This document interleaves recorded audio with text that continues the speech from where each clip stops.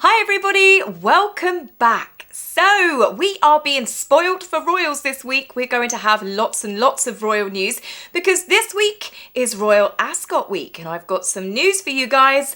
I am actually going. As soon as I move halfway across the country, in the next 24 hours, I've got to migrate back where I will be teaming up with my partner in crime, Amber, and we will be going to Royal Ascot. We are meeting up with the fabulous and lovely Lady C, so I'm sure I will bring you lots of photos and hopefully I might actually get some photographs of members of the royal family that I've taken with my fair hand.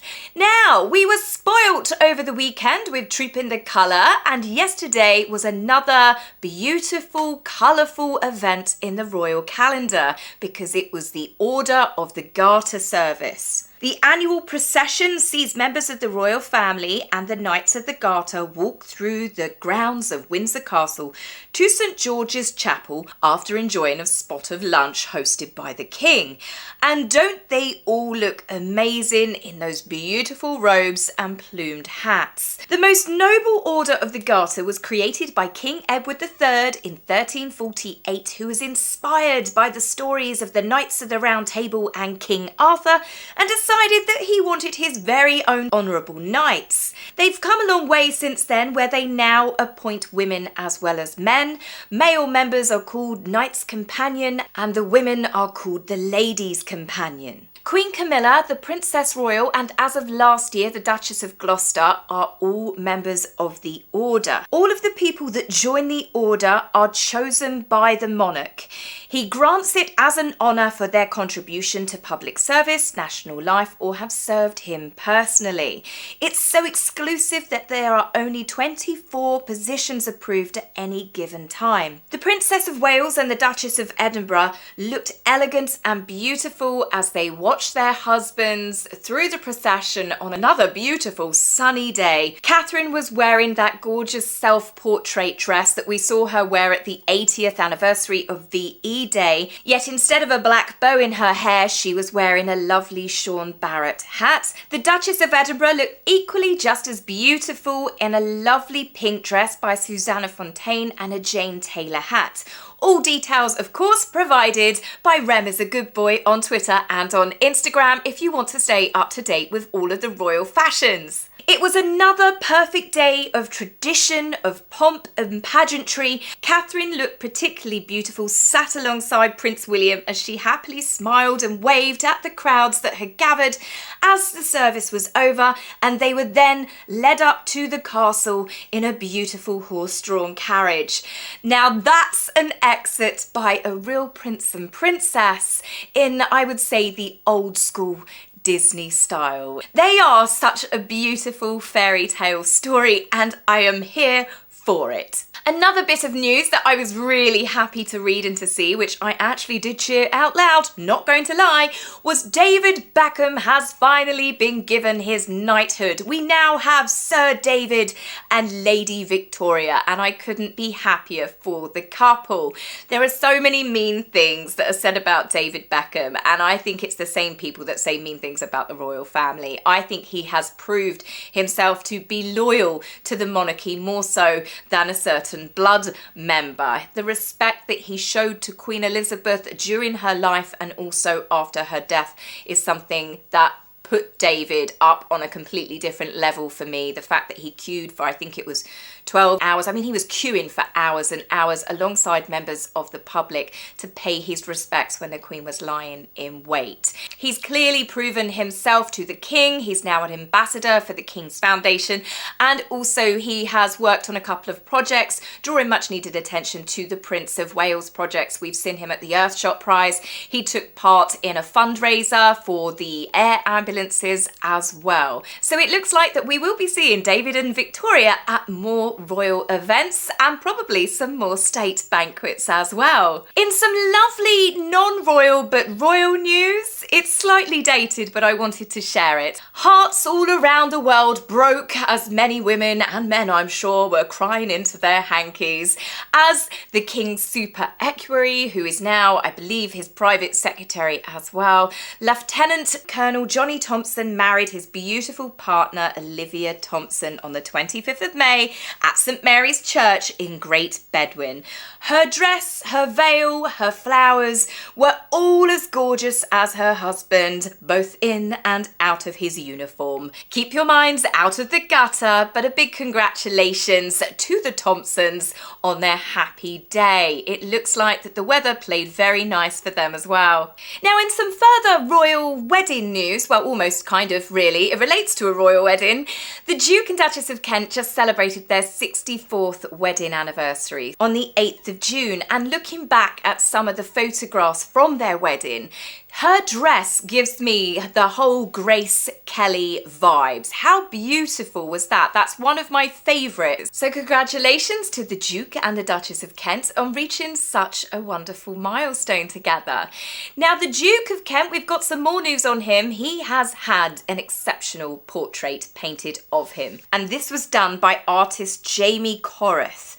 And the detail is perfection, and at first glance it looks like a photograph. Jamie painted the first joint portrait of Catherine and William back in 2022, and as you can tell, his talent is honestly mind-blowing.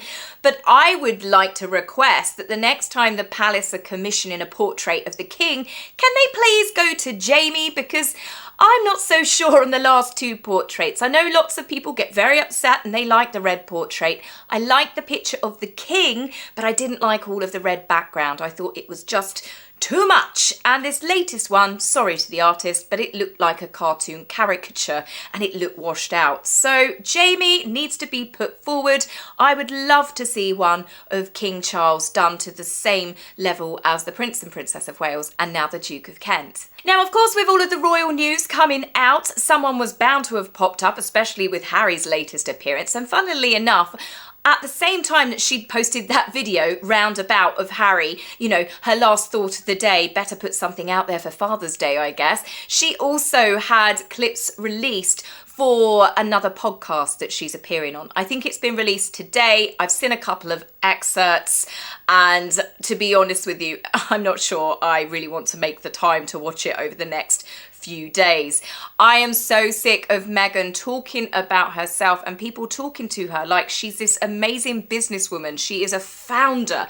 She hasn't created anything. It's been more recently revealed by the Sun newspaper, who noticed that Meghan has trademarked under as ever hotels and places to eat. So Meghan is now contemplating, with this huge fantasy empire that she's building in her brain, that she's going to be running hotels and restaurants as well. She couldn't even get her jam launch off the ground. It was a disaster, from American Riviera Orchard when it was strawberry sauce, right the way through to the last minute company change to as ever, and it's now raspberry sauce and dead flower sprinkles. But of course, as most of you know, she hasn't restocked it. There has been some more announcements recently that she will be restocking. But my biggest question is, who are going to be the fools that buy it this time? Everybody knows the general consensus from her last batch of products, they were low quality, they were cheap, and they looked cheaply made, unless you were a billionaire that got one of the lovely packaged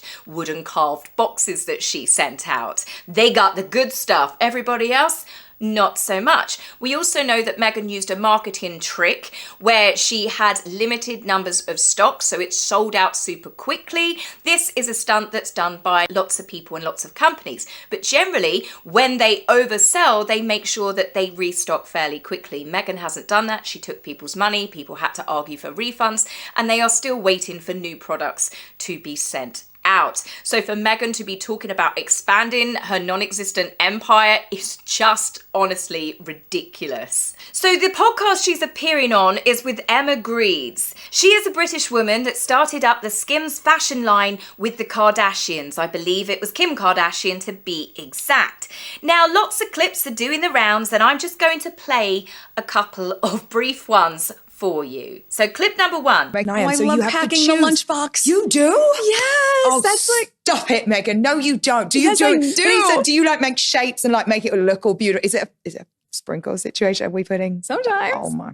She's remembered what a lunchbox is. I love making my children's lunchboxes. Yet when was it? A few months back when it was all to do with the Billie Eilish merch that she got for that girl. Rather than sending it to the fans, she filmed herself talking about, look what I did. But she'd picked up a lunchbox and said, Is that a thing? A lunchbox thing? I don't know. This is when I feel really old.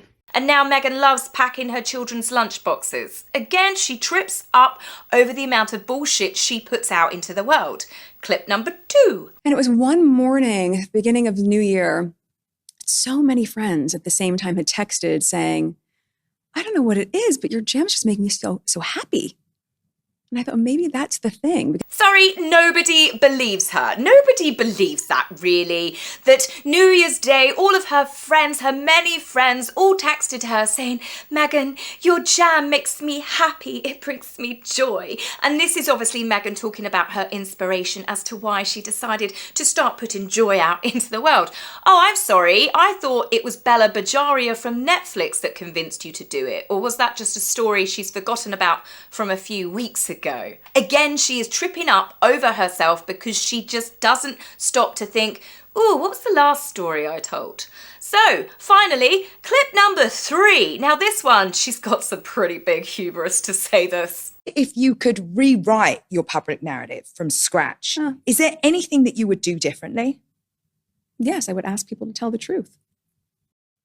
Yes, I would ask people to tell the truth. This is a woman that has put out more damaging lies about the royal family than anyone else in history. As I said, she's got an incredible hubris to be able to say this yet again. Anytime anyone ever tries to say anything about Meghan that is not talking about her walking on water and singing to the birds and seals like she is a Disney princess or a saint, Meghan says it's lies, it's a coordinated smear campaign, it's the evil royal family, it's the British media, it's the British public. Meghan doesn't like anybody talking the truth about her. So for her to be sitting there going, I just want people to tell the truth about me, when she tries to silence everybody that does, again, is just laughable. I'd say if anybody has been waiting in the wings thinking, oh, should I come out and say my side of the story? I'd say do it. She's just practically invited you. So do it. Just do it. We'll all be waiting here with our bags of popcorn. There is just too many people that have said that she is not a nice person. And these are people across the years, across multiple countries. They're not all working together to try and take down Meghan Markle. I just genuinely think that she just doesn't treat people very nicely unless they are of use to her. Now, again, I've got to go back to the fact that she's talking to Emma about this wonderful thing that she's created, like she is a multi-millionaire successful businesswoman. She has flopped and floundered at everything, every opportunity that has been wrapped and gift basketed to her, hasn't it? She's been handed absolutely everything since she married Harry. Teams of people help her, yet every single time she fails. She fumbles it, doesn't she, like I said in another video? But it's never ever Meghan's fault. It is always members of her staff. And that is why they've had another reshuffle. In their biggest mass exodus to date, 6 employees all left at the same time. This comes after an announcement a few weeks ago where Harry and Meghan were trying to redesign their staff and taking on new people because they wanted it to run more efficiently, ironically, like a royal household. But I did say at the time, if they're talking about and bragging about the new hires that they've got, that means if they're hiring, they're firing, or people have quit. And this time, 6 people in one go. The staff are no longer walking anymore. They're packing up their stuff and they're running through those revolving doors. They're losing so many people at such a fast speed. It's got to be closer to 40 now. Every time the mainstream media report, they keep saying it's 21, 22 people. It was 22 people about about 2-3 years ago. Plus, these are the big executives that have left, and then they're all going to have their assistants as well. Plus, you've got administrative staff, household staff. Lord knows the number of people that Meghan has hired and fired, or they have quit. They've lost their deputy press secretary, their European communications secretary, their head of operations, who only just took over from Josh Kettler, who famously quit a day before they flew to Colombia. They were only praising her a few weeks ago as having the same strength and vision of the Duke and Duchess. Well, clearly not. I mean, Josh only lasted a few months himself. They've also lost Archwell's director of communications, a personal assistant, and Meghan's very own social media manager. They keep employing all of these over-the-top executives, but they end up leaving after a matter of months. Her social media manager quit just before this video dropped, which would back up the theory that Meghan posted this off her own back and perhaps when she'd had one too many mojitos. Because to be honest with you, any person in public relation careers that is worth their salt would think twice about posting such a video when their clients are trying to convince the world that they are still working royals. They represent the values of the monarchy. Clearly, they do not. It was another own goal with regards for them hanging on desperately to their connections to the royal family. They couldn't be more further removed if they tried. Now, naturally, their press release painted it all in a positive light, the fact that they've lost so many people, and they said, as the Duke and the Duchess's business and philanthropic interests grow, they needed a more traditional team. Now they've gone from a team of 2 to a team of 8.